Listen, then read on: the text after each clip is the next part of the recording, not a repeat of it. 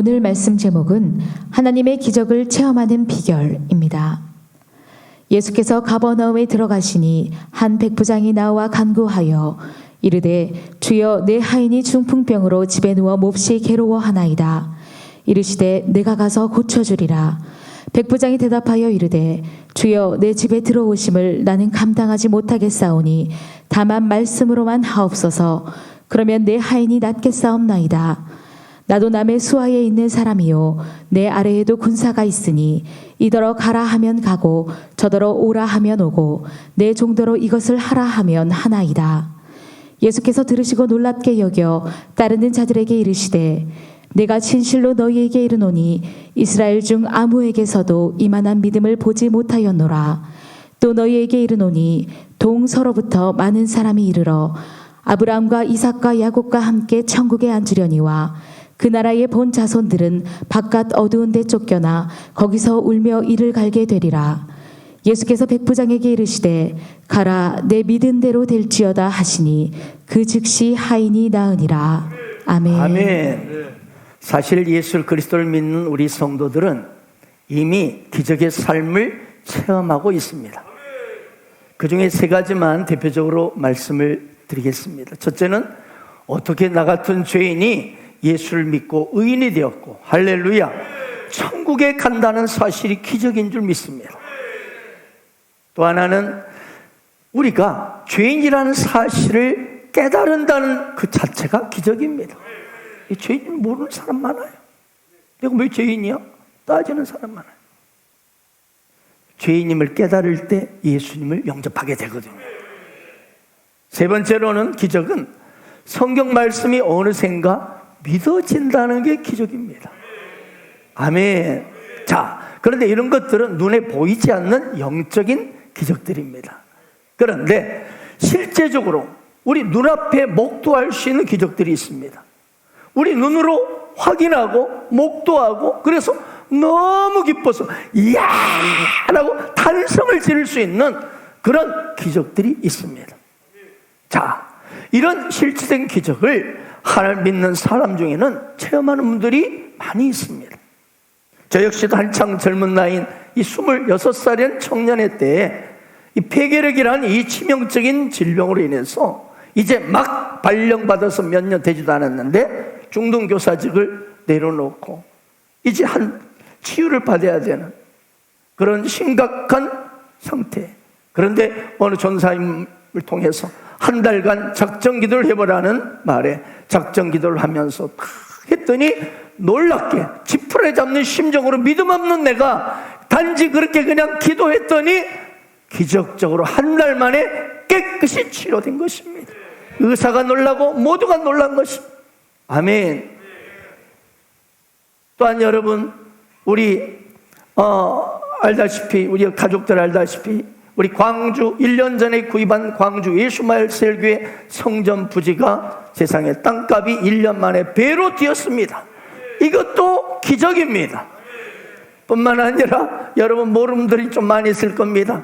우리 교회가 하도 이렇게 외부 행사가 많잖아요. 그래서 리조트나 또 막 호텔을 빌리는데 매년 수천만 원이 들어갑니다. 그래서 근데 마치 어떤 목사님들 소개를 받아서 저기 강릉 경포 해변 사천 해변에 이 리조트형 임대 아파트를 짓는데 하나씩 이렇게 넣어보라고. 그래서 우리 가족들 그래 우리 리더들 좀 마음껏 거기서 좀 이 삼면이 바다로 되어 있는데 그래서 그냥 에라 모르겠다 그 건설자가 어떻게 되는지 망할지 모르겠지만 주의 영광을 위해서 우리 가족들 위해서 우리 세 사람 헌신하자 해가지고 세 사람이 2,500만 원씩 헌신했는데 세상에 그게 하나당 한 채 피가 8,000씩 붙었습니다. 8,000만 원이 붙었어요. 한 채당. 할렐루야. 이것도 하나님의 기적입니다. 네. 그런가 하면 저희 조카 아들이 있는데 세상에 공부도 안 했어요. 그래서 시험 삼아 어떤 유형으로 시험이 나온가 보자 하고 이 캠코 한국자산공사라는 곳에 시험을 봤는데 덜썩 합격해버린 거예요. 자기도 놀랐어요. 이게 기적입니다. 아멘. 여러분은 그럼 어떻습니까? 정말 하나님의 이런 놀라운 기적을 체험해 본 적이 있습니까? 그런 체험을 하고 살고 계십니까? 우리는 매일 하나님의 기적을 체험하기를 원합니다. 오늘 그 비결을 알기를 원하고, 아멘. 그래서 알 뿐만 아니라 여러분의 삶 가운데 실제로 하나님의 놀라운 기적들을 날마다 체험하기를 축원합니다. 자, 그렇다면 여러분, 하나님의 기적을 체험하려면 이걸 꼭 기억하세요. 매사를, 모든 일을 믿음으로, 은혜로 반응하세요. 다시 말씀드립니다. 어떤 일이 일어나든 매사를 은혜로, 믿음으로 반응하시기 바랍니다. 오늘 본문 말씀이 그렇습니다. 지금 예수님께서 가버나움이라는 동네에 들어가셨는데 거기 한 백부장이 와서 자신의 하인이 중풍병에 걸려서 너무 몹시 괴로워합니다 라고 하소연해요.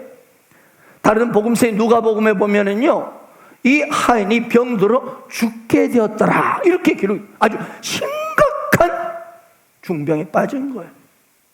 이 말을 듣고 예수님께서 그래 내가 가서 고쳐주리라 라고 대답하시고 출발하려 했어요. 그런데 그때 백부장이 말하는 거예요. 내 집에 들어오심을 나름 감당하지 못하겠사오니 다만 말씀으로만 하옵소서. 그러면 내 하인이 낫겠사옵나이다. 이 백부장의 말이 예수님이 깜놀하신 거예요. 놀라우며 이렇게 말씀하셨어요. 10절입니다. 예수께서 들으시고 놀랍게 여겨 따르는 자들이 내가 진실로 너희로니 이스라엘 중 아무에게서도 이만한 믿음을 보지 못하였노라. 네, 한마디로 온 이스라엘 중에서 가장 큰 믿음이라고 칭찬하신 거예요. 자, 그리고 어떻게 되었나요? 바로 이어서 11, 13절 예수께서 백부장에 이르시되 가라 내 믿은 대로 될지어다 하시니 그 즉시 하인이 나으니라. 기적이 일어난 거예요. 기적이, 상상할 수 없는 기적이 일어난 거예요. 여러분, 여기서 우리가 주목할 것이 무엇입니까? 가라 내 무엇대로? 믿은 대로 될지어다, 네 행위대로 될지어다 그러지 않았어요. 아멘. 그렇습니다. 그러므로 우리가 여러분 여기서 주목할 것이 믿음입니다. 행위가 아닙니다. 행위를 강조하는 율법이 아니에요. 특별히 백부장은 어떤 사람입니까? 이 이스라엘 족속이 아닌 완전 율법을 모르는 이방인입니다. 그런데 예수님이 이 율법도 모르는 이 백부장인데 오직 믿음으로 반응하는 그 말을 듣고 그의 고백을 듣고 내 믿음대로 될지어다. 그러면서 하인이 깨끗이 그 자리에 나와버린 거예요. 내 행위대로 될지어다가 아니에요. 내 꼬라지대로 될지어다가 아니에요. 내 믿음대로 될지어다. 아멘. 여러분, 하나님의 기적을 체험하고 싶습니까? 그 비결이 뭐냐? 믿음입니다. 믿음으로, 은혜로, 할렐루야, 은혜로 반응하라. 또 하나 볼까요? 마태복음 15장에 보면은요, 흉악한 귀신이 들린 이 딸을 가진 가난한 여자가 예수께 나와가지고 제발 우리 딸이 지금 흉악한 귀신이 들려서 너무 괴로워합니다. 제발 좀 고쳐주세요 하고 애원을 해요. 그때요 예수님이 늘 냉정하십니다. 마태복음 15장 26절입니다. 대답하여 이르시되 자녀의 떡을 취하여 개들에게 던짐이 마땅하지 아니하니라. 너는 개다 이런 거. 야, 그 당시 이 충격적인 말. 그 당시 이스라엘 여러분 민족들은 이 하나님을 모르는 이 가나안 족속의 이방인들을 개 취급을 하면서 상종을 안 했습니다. 상종. 그래서 예수님도 자녀의 떡을 개들에게 즉 딸 못 고쳐줘 이런 거예요. 여러분, 그럼 여러분 예수님이 그랬다면 어쩌겠어요? 속상해져. 뭐요? 나 예수 안 믿어. 그럴 건데 이 가나안 여인을 보세요. 오늘 27절 보세요. 여자가 이르되 주여 올소이다마는 개들도 제 주인의 상에서 떨어지는 부스러기를 먹나이다. 뭐예요? 개에게 주인마다 너는 개다. 내가 좀 실제로 말하면 개 같은 여자다. 그런데 뭐라고 그래요? 옳습니다. 저 개 같은 여자입니다. 먹었던 걸 토했다가 토한 것을 또 먹고 하는 이 죄를 또 지었던 죄를 또 반복해서 짓는 저는 이 추악한 개 같은 년입니다. 하지만 개들도 주인의 상에서 떨어지는 부스러기를 먹지 않습니까? 무슨 말? 그 부스러기 은혜라도 주시라는 거예요. 여러분, 이것이 믿음이에요. 믿음. 나는 도저히 꼬라지가 말도 안 되게 부패한 연약한 죄인이지만 그래도 주님 내게 부스러기 은혜라도 주십시오 라고 간구하는 그 모습을 큰 믿음으로 보는 거예요. 여러분, 아멘. 그렇습니다. 개가 토한 것을 다시 먹고 이런 것처럼 자신이 또 더러운 죄를 다시 범하고 또 범하고 하는 추악한 죄임을 인정하면서도 그래도 나는 주님의 은혜가 필요합니다. 그 부스러기 은혜라도 내게 주십시오. 애원하는 이 모습, 이 고백이 바로 믿음입니다. 그래서 예수님이 어떻게 말씀하세요? 예수께 대답하여 이르시되 여자여 내 믿음이 크도다. 내 소원대로 되리라 하시니 그때로부터 그의 딸이 나으니라. 여러분, 무엇이 가난한 여인의 흉악한 귀신 들린 딸을 놀랍게도 깨끗이 낫게 했습니까? 무엇이 하나님의 기적을 체험하게 했습니까? 그의 행위였습니까? 여자여 내 믿음이 크도다. 그렇습니다. 그의 믿음, 오직 은혜만을 사모하는 믿음, 오직 부스러기 은혜라도 조상원이 내게 은혜로 나를 채워주시라는 그 모습, 그 고백을 큰 믿음으로 본 것입니다. 그리고 그 믿음대로 된 것입니다. 여러분, 다시 말하지만 백부장이나 이 가나안 여인은요, 율법을 전혀 모르는 이방인이에요. 이방인. 그렇습니다. 그런데 이들은 오직 믿음으로, 은혜로 주님께 그 문제를 가지고 반응할 때 하나님의 기적은 일어났던 것입니다. 이것이 하나님의 기적을 체험하는 비결이에요. 자, 요한복음 8장에 보면요, 바리새인들이 간음하다가 현장에서 붙잡힌 여인을 질질 끌고 예수님께 가져옵니다. 여기 보소서, 현장에서 간음하다 붙잡힌 이 여인이 있습니다. 율법에 따르면 이러한 여자는 돌로 쳐서 죽이라 했습니다. 그런데 선생은 어떻게 하겠습니까? 어떻게 말하겠습니까? 그때 예수님이요, 대답을 하지 않고 딱 몸을 그 손가락으로 땅에다 글을 쓰시는 거예요. 여러분, 예수님의 손가락의 의미를 아세요? 그것은 바로 돌판에 십계명을 쓴 예수님, 하나님의 손가락이었어요. 율법을 주신 분이 바로 당신 자신이라는 것을 땅에 글을 쓰셨던 것입니다. 율법을 내가 주었는데 너희는 나에게 율법에 대해서 가르치려느냐? 내가 너에게 율법을 준 장본인인데 너희가 나에게 율법을 가르치려느냐? 율법에서 말하느냐?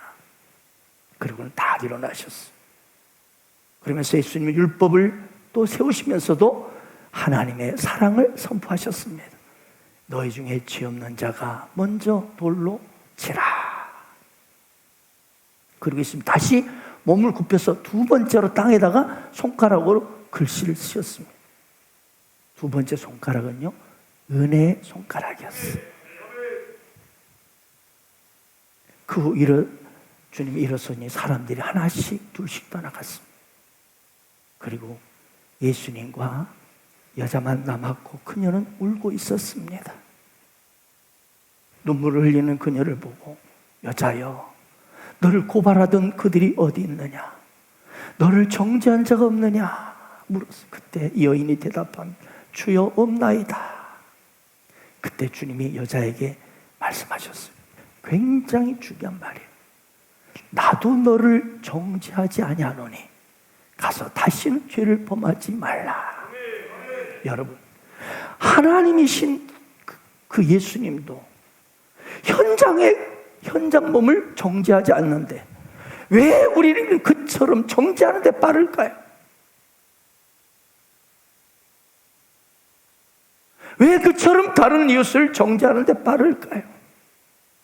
우리 하나님이신 그분도 현장범을 정죄하지 않으시는데 우리는 과거에 했던 것을 정죄하는데 얼마나 빠르고 비판하고 공격하고 고발하고 저런 여자라고 저런 남자 저게 집사라고.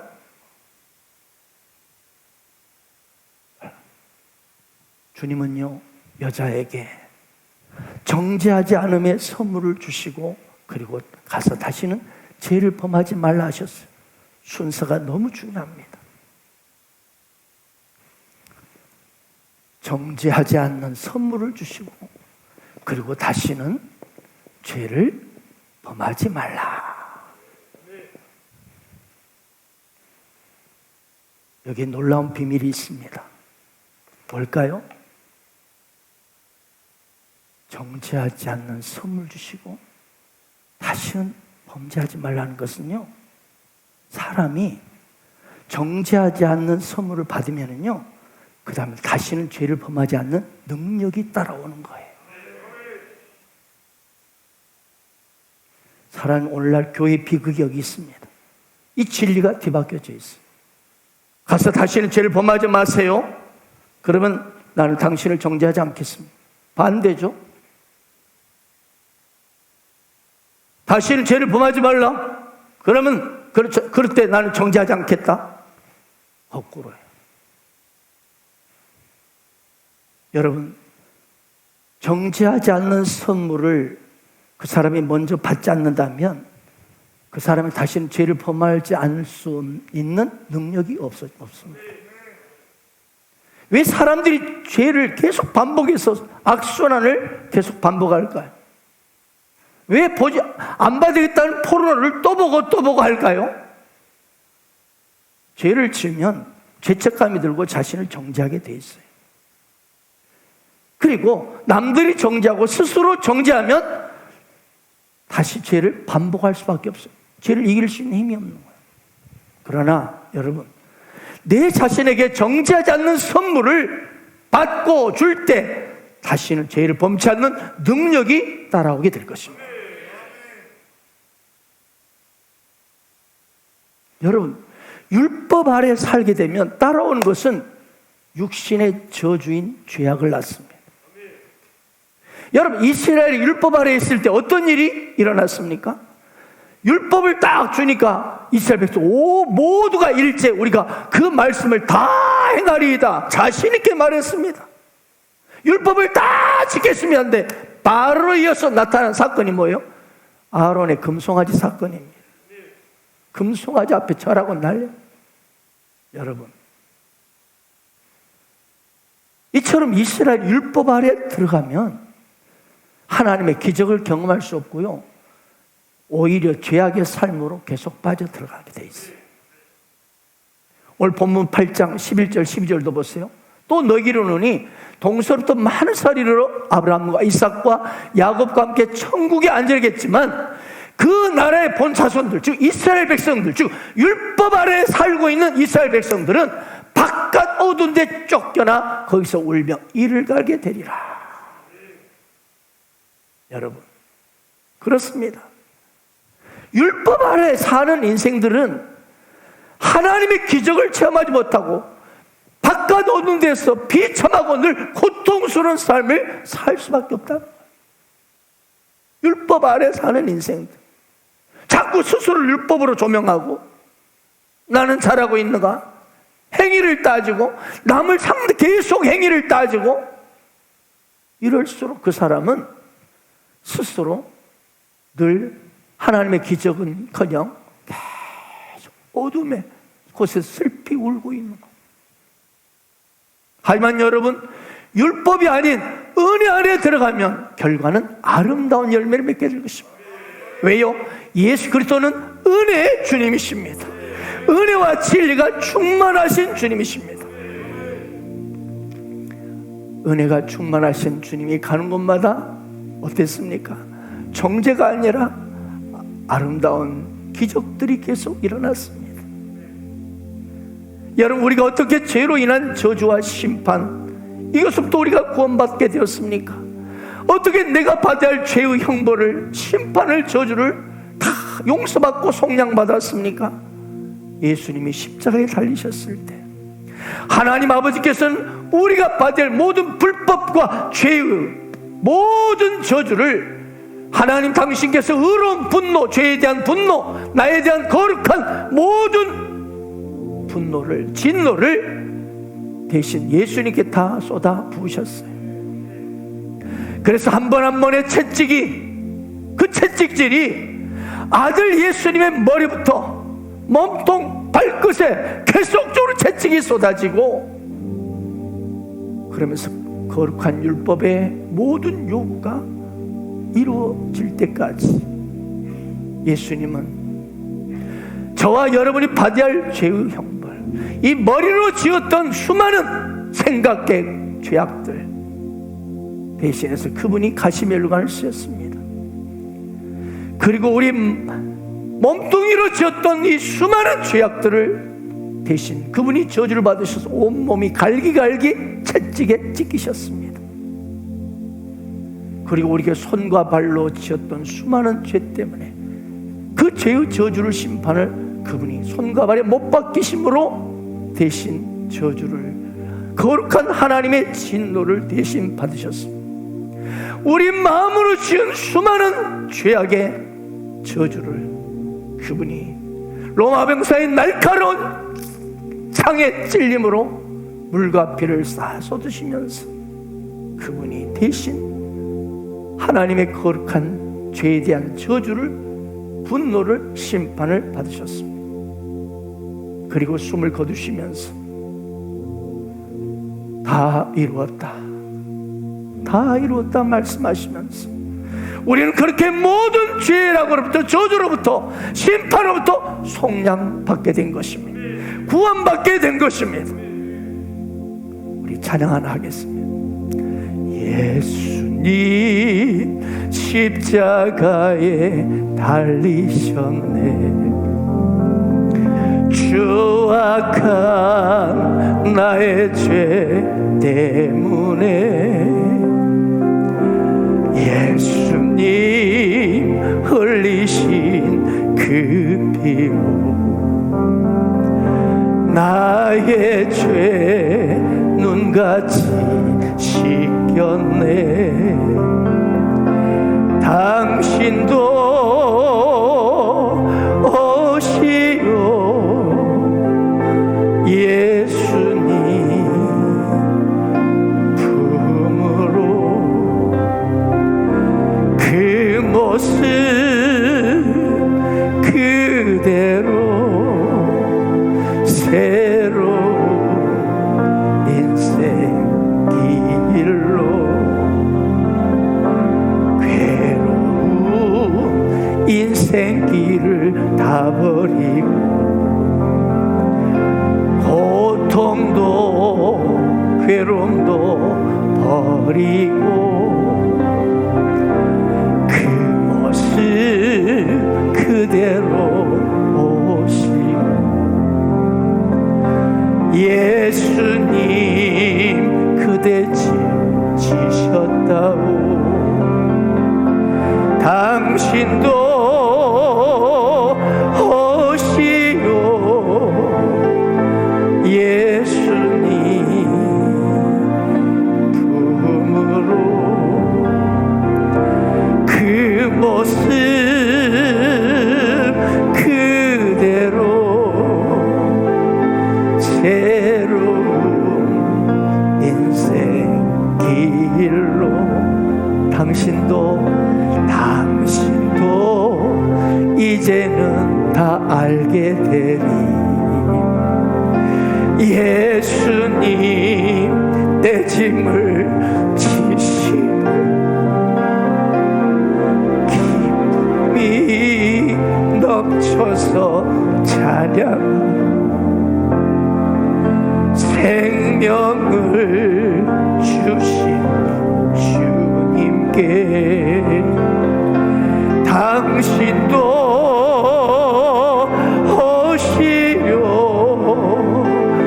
예수님 품으로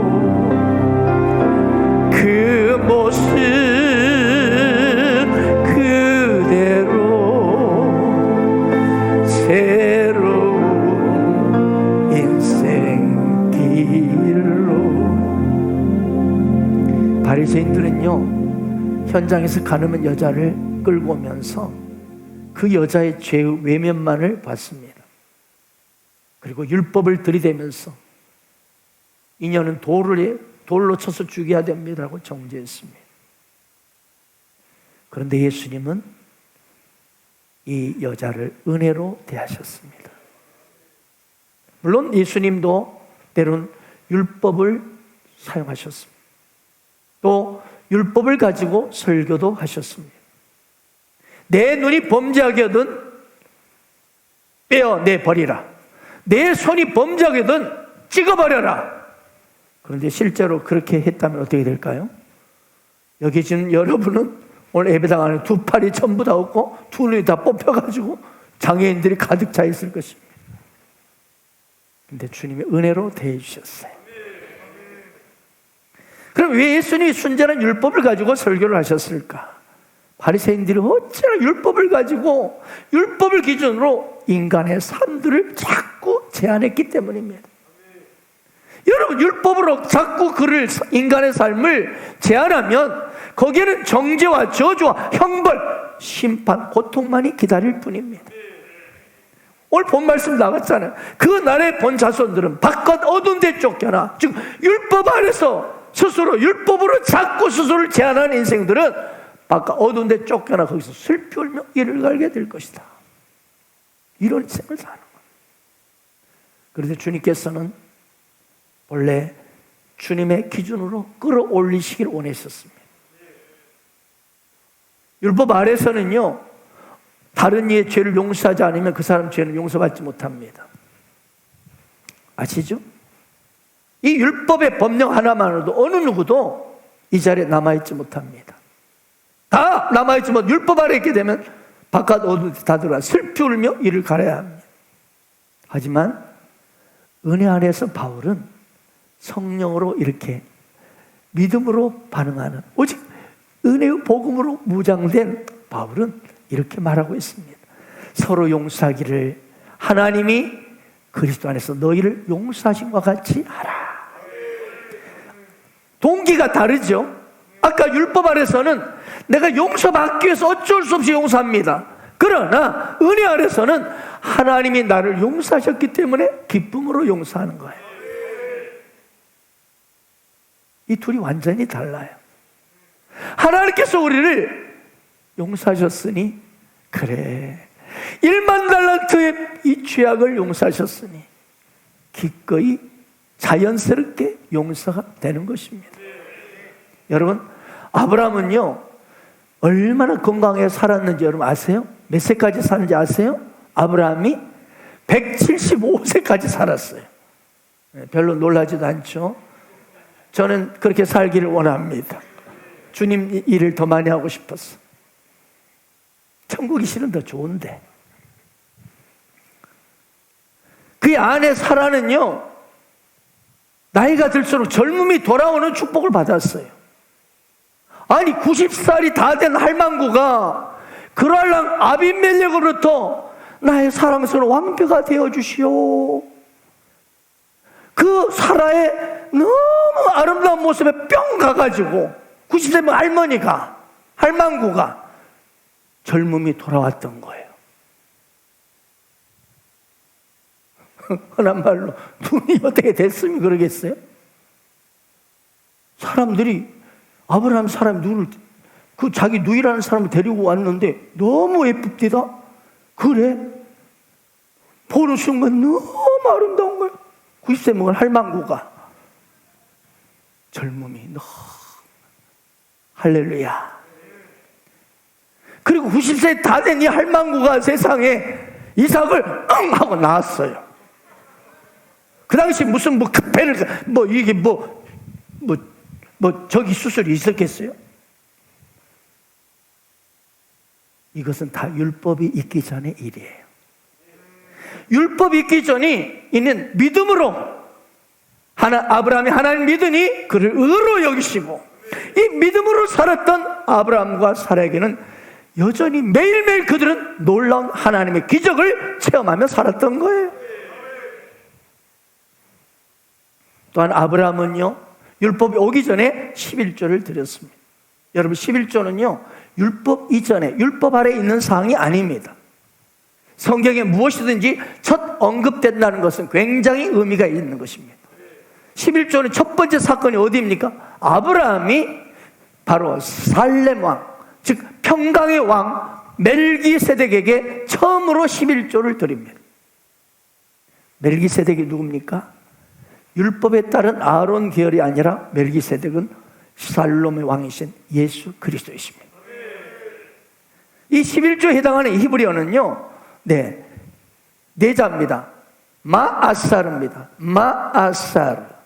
이게 히브리어로 11조라는 뜻이에요. 그런데 이 단어가 이 마자를 빼면 아사르. 이게 아사르가 무슨 뜻인지 아세요? 부요하다입니다. 부요하다. 여러분, 부요함이 11조 안에 들어있어요. 우리는 저주받을까봐, 운전하다가 사고 날까봐, 바퀴가 푹 빠져가지고 그럴까봐 우리가 11조를 드리는 게 아닙니다. 우리가 11조를 드리는 이유는 바로 저 위에 멜기세덱, 살렘왕 멜기세덱 예수님이 우리의 11조를 받으신다고 하기 때문입니다. 근데 그분은 평강의 왕이요 부요의 왕이십니다. 할렐루야. 그래서 우리는 11조를 부해지게서 드리는 것이 아니고, 우리는 그리스도 그분의 부요함 안에 있기 때문에 기쁨으로 드리는 거예요. 그러면 그 부요하신 주님이 받으시고 또 그 부요함 안에서 우리에게 넘치도록 공급해 주시는 거예요. 즉 11조는 매일 우리를 부요함에 누리게 하는 아름다운 통로가 되는 거예요. 부요함의 순환이 계속 일어나게 하는 통로가 되는 거예요. 아멘. 로마 4장 13절을 보세요. 아브라함이나 그 손에게 세상의 상속자가 되려가신 언약은 율법으로 말미암은 것이 아니라 뭘로? 오직 믿음의 의로 말미암은 것이니라. 여러분, 우리가 하늘의 상속자, 우리가 아브라함의 후손이죠. 아멘입니까? 우리 예수 그리스도를 믿음으로 아브라함의 후손들이 되었는데, 이 아브라함의 후손들이 주신 약속이 뭐냐? 세상의 상속자가 되리라. 이 언약입니다. 언약. 하나님의 약속은 변치 않고 영원히 이루어집니다. 근데 이건 율법 아래에 있는 사항이 아니라, 율법 아래에 있으면 세상의 상속자가 약속이 아니에요. 믿음으로 사는 자에게 주는 상속의 축복이라는 거예요. 이걸 기억하시기 바랍니다. 그렇습니다. 우리가 바로 이 아브라함의 후손으로 세상의 상속자가 되고 아름다운 이 풍성한 삶을 누리는 비결은 믿음으로 안에서 살 때예요. 그때 하나님의 풍성한 기적이 일어나는 거예요. 할렐루야. 실제로 그렇게 은혜 안에서 우리가 하나님의 영광을 위해서 우리가 작은 것을 하나님 앞에 드릴 때 피 8천이 하나씩 붙는 거예요.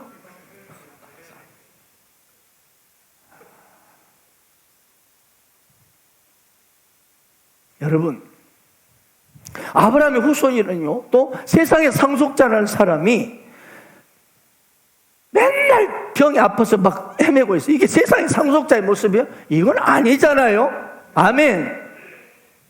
그렇습니다. 이 세상의 상속자가 되리라는 언약에는요, 여러분, 부요함만이 아니라 건강도 포함이 되어 있습니다. 아멘. 우리가 믿음으로 반응할 때 이 부요함뿐만 아니라 건강까지 따라오는 거예요. 질병이 치유가 일어나는 거예요. 근데 우리는 이런 면이 있습니다. 행위로, 순종으로 이것을 얻어내려고 합니다. 목사님, 순종의 힘을 모르십니까? 순종! 여러분, 이 순종은 행위로 따른 순종이 아니에요. 새 언약의 순종은요, 자, 율법의 순종과 새 언약, 은혜 안에서의 순종은 차원이 달라요. 여러분, 새 언약에서 순종은요, 믿음으로의 순종입니다. 믿음으로 가는 순종이에요. 할렐루야. 그러므로 여러분, 무엇을 믿는지가 매우 중요합니다. 바른 믿음이 바른 삶을 낳아요. 바른 믿음, 믿음으로, 이 은혜로 모든 것에 그 은혜의 삶에 순종할 때, 믿음의 삶에, 행위가 아닌 믿음의 삶에 순종할 때 거기에 풍성한 삶이 나타나는 거예요. 율법 아래서는 하나님 축복받으면 뭐 해야 돼요? 순종해야 돼요. 순종! 그러나 은혜 아래 사는 우리는요, 하나님은 그리스도 안에 있는 자유로 하여금 당신의 아들이신 예수 그리스도의 그분을 축복하셔서 모든 이름에 뛰어나게 하신 그분이 되신 것처럼 모든 것을 아브라함 후손인 우리들에게 은혜 안에서 축복하셔요. 율법의 아래서가 아니라 은혜 안에서 행위로 순종하겠습니다. 아니에요. 바른 믿음에 순종하십시오.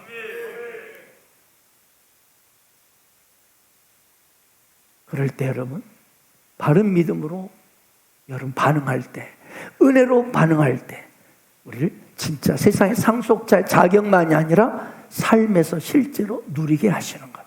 하나님의 기적을 경험하게 하는 거예요. 그리고 또 하나는요, 하나님의 이런 축복을 받을 때, 이 넘치는 부유함을 누릴 때, 질병의 건강함을 계속적으로 부어질 때 그 사람에게 순종할 수 있는 능력도 따라와요. 그게 진짜 이제 저절로 야고보서 말하는 진짜 믿음은 행동이 따라오는 거예요. 행함이 있는 믿음이 중요한 거예요. 베드로가 처음 예수님을 만났을 때 어땠습니까? 예수님 배 위에서 말씀을 전하셨죠. 그런데 이 베드로는 밤새 그물을 내렸지만 고기를 잡지 못했어요. 그래서 예수님이 한마디 하셨죠. 깊은 데로 가서 그물을 내려 고기를 잡아라. 그때 그물을 내려서 끌어올렸더니 그물이 찢어질 정도로 엄청나게 축복을 받습니다. 그때 베드로는 갑자기 그분이 누구신지를 깨닫습니다. 그리고 주님 앞에 엎드렸습니다. 그리고 말합니다. 주여, 나를 떠나소서. 나는 죄인이로소이다. 뭡니까? 그리고 예수님 이어서 너는 내가 너희를 사람 낳은 어부가 되게 하리라. 여러분, 순서가 뭡니까? 엄청난 물고기를 잡는 축복 받는 순간 나는 죄인입니다라는 회개가 터져왔습니다. 그리고 사명 비전이 임했습니다. 여러분, 우리는 회개할 때 축복이 옵니까? 순서가 달라요. 여러분, 회개할 때 회개가 제대로 스스로 됩니까? 하나님의 은혜가 임할 때, 하나님의 엄청난 기적이 임할 때, 그때 나도 모르게 눈물 콧물 쏟고 나는 죄인이라고 통곡하게 되는 거예요. 이게 바로 행주수 연장 아니겠습니까? 그분의 은혜가 쏟아질 때, 그분의 은혜를, 그분 믿음으로, 은혜로 내 인생 가운데 그 현장을 경험할 때, 축복을 경험할 때 우리는 갈수록 순종의 삶을 살게 되는 거예요. 회개가 터져나오고, 그리고 비전이 그 사람에 임하고, 그리고 하나님의 사랑으로 그 길을 걸어가게 되는 것입니다. 여러분이 있는 모습 그대로 마음을 크게 열고 그리스도 예수 안에 있는 자에게는, 할렐루야, 그분 그리스도 예수 안에 있는 모든 축복을 받아들이십시오. 그분의 부유하심과 아름다우심, 그 모든 풍성하심을 그 안에 내가 있지 않습니까? 그걸 받아들이세요. 예수의 피가 여러분을 그렇게 해주셨습니다. 그분의 피가 여러분을 새로운 피조물, 새 것이 되게 하시고 모든 것의 상속자가 되게 해주셨습니다. 그런 중 누구든지 그리스도 안에 예수 안에 있으면 새로운 피조물이라. 보라, 이전 것은 지나갔으니 새 것이 되었도다. 왜 이렇게 우리가 축복을 받았죠? 예수의 피가 우리에게 이런 엄청난 축복을, 자격을 줬기 때문입니다. 그래서 바울은 에베소 1장 18절 19절에 이렇게 우리에게 권면하고 있습니다. 다 같이 한번 읽어볼까요? 자, 시작. 성도 안에서 그 기업의 영광의 풍성함이 무엇이며 그의 힘의 위력으로 역사하심을 따라 민 우리에게 베푸신 능력의 즉의 크심이 어떠한 것을 너희로 알게 하시기를 구하노라. 아멘. 여러분, 예수의 피가, 여러분, 예수를 믿는 우리가 하나님으로부터 받는 그 어마어마한 풍성함, 또 우리에게 베푸신 능력, 지극히 크심이 어떠한 것을 너희가 알게 하기를 구하노라. 알아야 합니다. 알아야 합니다. 여러분, 예수 믿는 저와 여러분에게 이런 예수의 피로 그분 안에서 이런 엄청난 모든 자격을 갖게 되었습니다.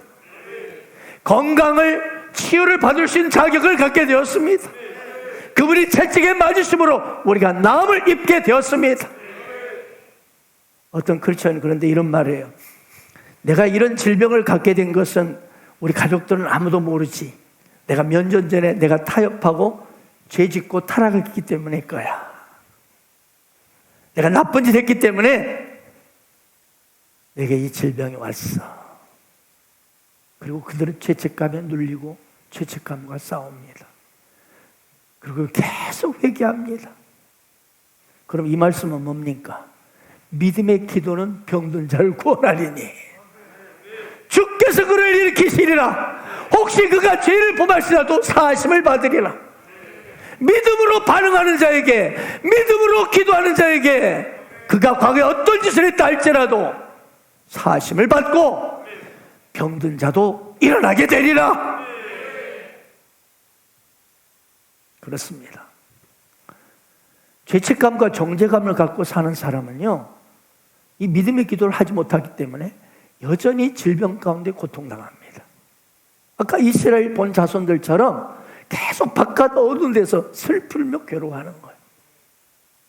여러분, 이건 여러분의 삶의 실제입니다. 여러분의 행위로, 내 모습으로 반응하지 마세요. 은혜로, 믿음으로 반응하세요. 그럴 때 하나님의 기적이 계속적으로 일어나는 거예요. 우리 교회 가운데 왜 이렇게 하나님의 기적이 많이 일어납니까? 은혜로, 믿음으로 우리는 반응하기 때문입니다. 내 꼬라지, 박영 목사 꼬라지를 보면은요, 절대로 그런 일을, 율법 아래 있는 나에게는 그런 일이 일어날 수가 없어요.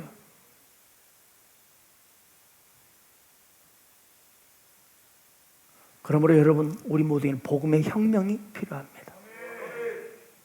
세상의 상속자 되려는 약속, 곧 하나님의 축복을 상속하고 건강하게 마음껏 누리는 것은 율법을 통해서는 임하지 않습니다. 율법에는 형벌만 있고 죄의 권능은 율법이라 그랬어요. 여러분, 죄의 권능 율법이라.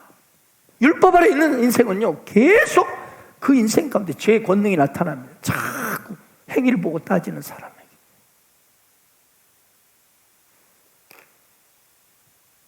여러분, 우리가 순종 잘하니까 응답받는다. 그것보다는 믿음으로 축복을 받습니다. 믿음으로, 은혜로.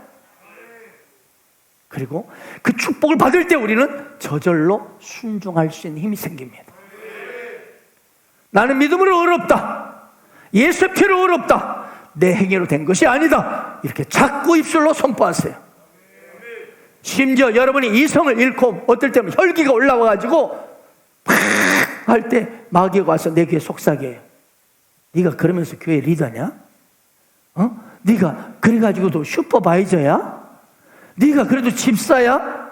방금 그렇게 이성을 잃고 난리쳤으면서도 그럴 때도 이렇게 말하세요. 나는 예수의 피로 의로운 자다. 나는 내 행위로 의로운 자가 아니다. 여러분, 마귀의 다른 이름이 뭔지 아세요? 마귀의 다른 이름은 참소자입니다. 참소자. 계속 고발. 이런 사람, 이런 사람, 이런 사람. 이런 놈, 이런 놈, 이런. 그런데 예수의 피가 이 마귀의 참소를 잠잠케 해버립니다. 나는 믿음으로 의로운 자라고 계속 선포하세요. 매일 아침 일어날 때마다 나는 오늘도 믿음으로 의로운 자로 산다. 저는 믿음으로 주님 의롭습니다. 혹시 이성을 잃어버리고 헤맬 때도 나는 믿음으로 의롭습니다. 선포하세요. 사람이 마음으로 믿어 의여리고 입술로 시인하여 구원에 이르느니라. 입으로 선포하는 게 매우 매우 중요합니다.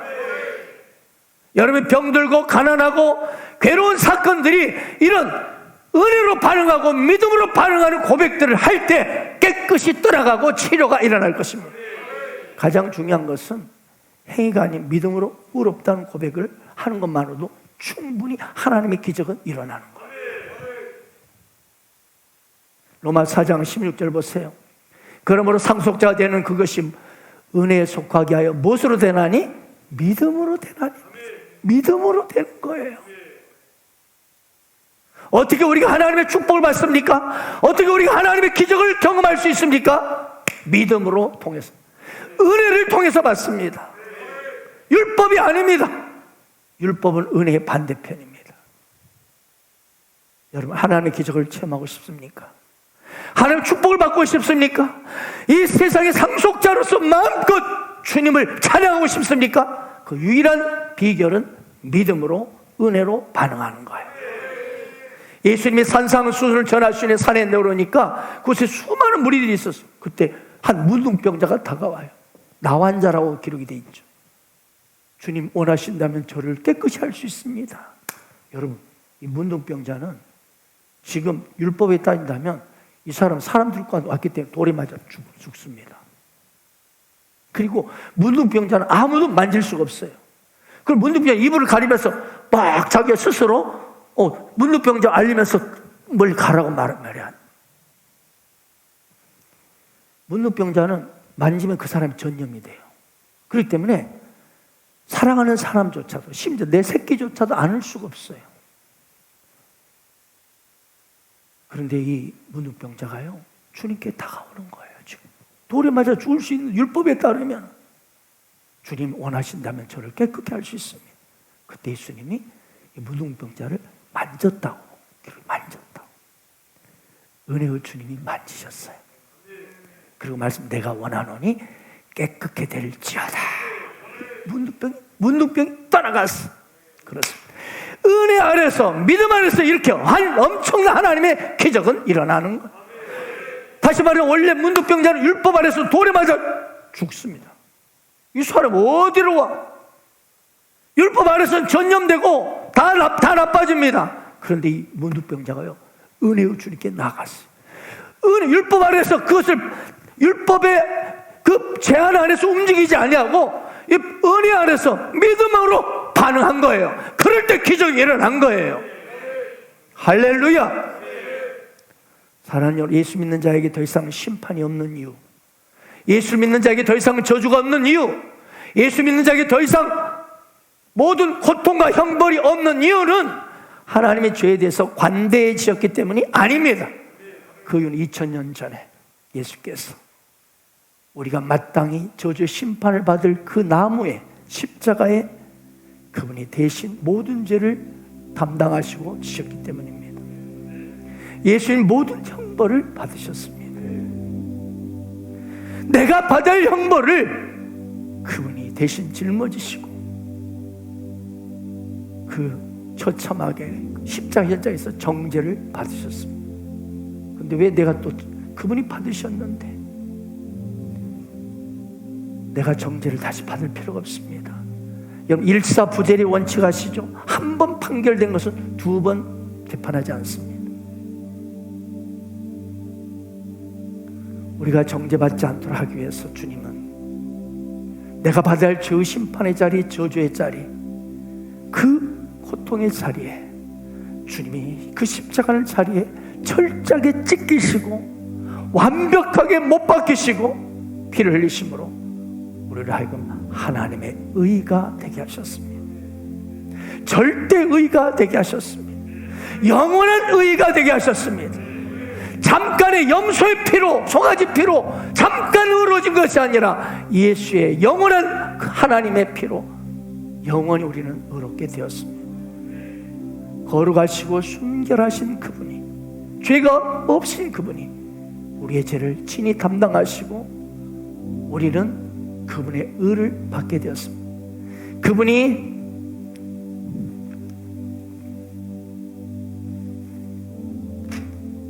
이 십자가라는 현장에서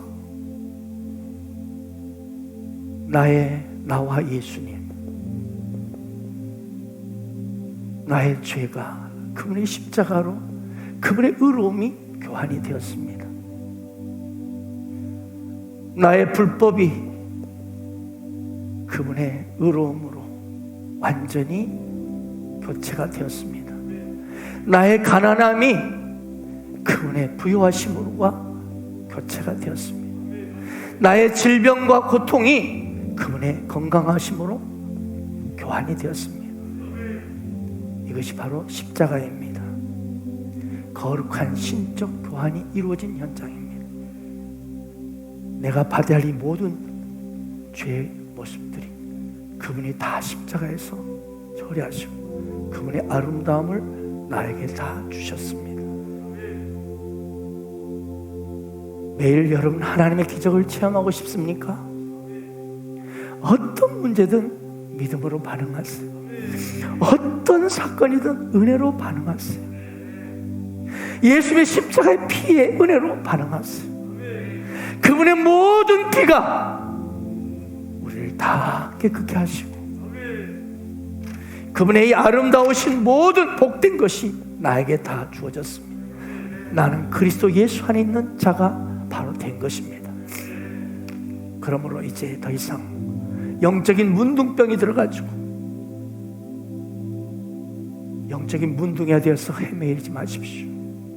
돌의 율법 앞에 돌에 맞아 죽을까봐 고통 속에 홀로 울지 말고 오직 믿음으로 이 문둥병자처럼 은혜의 주님께 담대히 나가십시오.